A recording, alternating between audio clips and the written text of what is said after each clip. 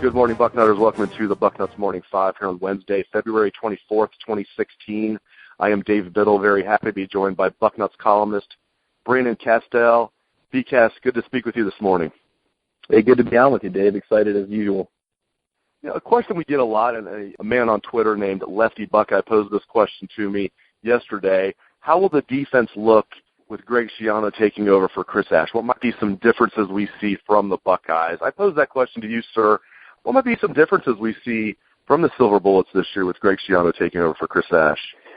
That's a great question, and I think a lot of people have kind of just assumed a flawless handoff. Obviously, Schiano's a guy who, had some tremendous success both as a defensive coordinator at Miami and then obviously as a head coach at Rutgers. So I think there's a sense that you're not losing anything by bringing him in, and I would agree. I think anytime you can bring in a guy that's been a head coach at your university, a head coach in the NFL, when it comes to recruiting and it comes to guys listening to what he has to say, brings a tremendous amount of value. But let's not, underestimate what Chris Ash meant to this defense. I can think back to a few years ago, some of the conversations we would have and other people would have is, is this defense going to be good enough for them to win a national championship? We knew that Urban Meyer and Tom Herman were building an incredible offense, but, I think there was some concern before Chris Ash got here. Could they get that figured out?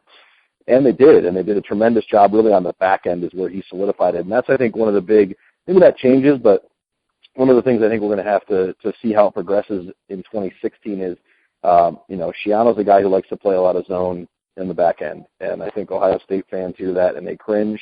They think about some of the Jim Tressel defenses that played zone, and just there seemed to be a lot of mix-ups on the back end. And certainly Ohio State has played zone in the last few years.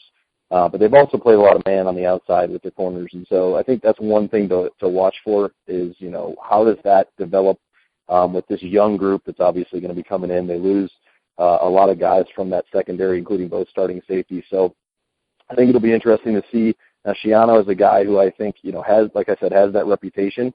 So I think he's going to be able to get these guys to buy in and everybody kind of come together.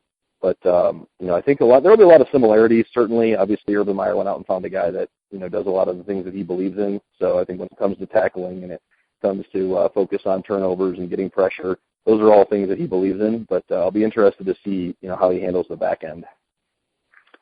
Sticking with the defense, another question we get a lot, who's going to be the walkout linebacker replacing Darren Lee as far as the starting walkout linebacker? Really just two candidates. A couple of young men from Cleveland, Chris Worley and Jerome Baker. Chris Worley, fourth-year junior. Jerome Baker will be a sophomore.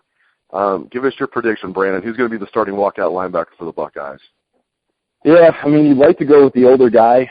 I'm really interested to see what Chris Worley can do. This is a guy who was a defensive back and at Glenville, and a kid that came in with not a lot of fanfare, but really quickly early on you could tell he was a good football player.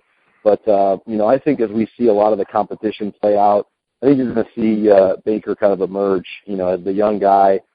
Everything we've heard, it just seems like teammates and guys going against him, guys playing next to him, just think this kid has a world of potential. Obviously we saw with Darren Lee, they're not afraid to put a young kid in that spot. I think if he can be a difference maker, if he can be a guy that goes out and makes plays on the edge, then that doesn't matter. It doesn't matter if he's a senior or if he's a redshirt freshman, whatever it takes. We saw that with Darren Lee. We saw that with Shazier, when he was a young guy. So I think they're going to look for the guy who's the biggest playmaker, and to me, I got to go with Baker. I did a piece for the site earlier this week, and I said the same thing. I think you and I might be in the minority right now, and there's pretty good sources such as Raekwon McMillan that are talking up Chris Worley. I look at that as a great thing. I think, I know the coaches are very high on Jerome Baker, and I think he's a future star, but I'm glad that Chris Worley is also being talked up by his teammates, and I haven't heard the coaches talk up Chris Worley quite as much as I've heard them talk up Jerome Baker, but maybe that's just because they haven't had a chance to really talk much about Chris Worley. A lot of times people were asking about Darren Lee last year, or they would ask about the freshmen. So you have to talk about the starter, you talk about the new kid on the block, maybe Chris Worley got lost in the shuffle with the coaches, but his teammates talk him up like crazy. And I think it's just great for the Buckeyes that they have two excellent candidates in Worley and Baker to fight it out. And I think, to let my prediction out there for those who didn't read the story, I think Worley will be the starter during spring, but I think when the chips are down this season, maybe not the very first game, but eventually, I agree with you, B-Cast. I think Jerome Baker will be the starting linebacker for the Buckeyes in 2016. Brandon, I want to get your perspective on Danny Clark. Very polarizing topic on the message boards just all around Buckeye Nation. Did Ohio State offer too early is the first question, because they offered when Danny was just a freshman at Massillon, Washington. He's now at Akron-Hoban, led his team to Division III state championship last year, member of Ohio State's 2017 recruiting class. They landed Joe Burrow in the 2015 class, landed Dwayne Haskins in the 2016 class. Now they have Danny Clark in the 2017 class. Brandon, you follow his career. You're from Northeast Ohio. Give me your take on Danny Clark. Yeah, I think everybody was excited about the offer when it went out and the potential for this kid. So, I look back and it was pretty obvious early on that he was going to be a really good high school player. And you sometimes you got to take the gamble on how they're going to develop into a college prospect. But, he had a lot of intangibles I think this staff looks for. They look for leadership. They look for a guy who's able to make plays, not just with his legs, but with his arm. When he does make plays with his legs, it's can you get out and make plays, with your arm based on what you did with your legs.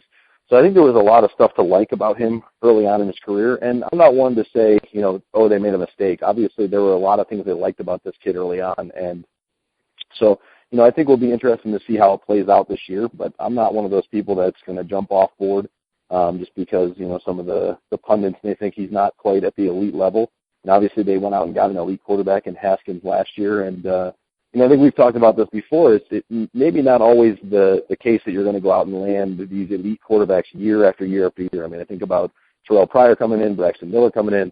When these guys came in, you couldn't go out necessarily and just say to the next quarterback, hey, you come in, you're the guy. And same with Haskins being here. I see a kid who, has an incredible career ahead of him. And let's not forget about Joe Burrow, a kid who could, also be in that great career, having a great career ahead of him. So you've got a couple quarterbacks on the roster behind a quarterback now that's got 2 years of eligibility left. You've got a lot of time to develop these guys. I don't always think it's a bad thing to take a local kid, a kid who has a lot of those winning intangibles, maybe develop him for a few years and then save that kind of blockbuster, big-time recruit for the next class in 2018. Great stuff out of Bucknuts columnist Brandon Castel, as usual. Thank you, B-Cast. Really appreciate your time on the show today. Absolutely. Thanks for having me on, Dave.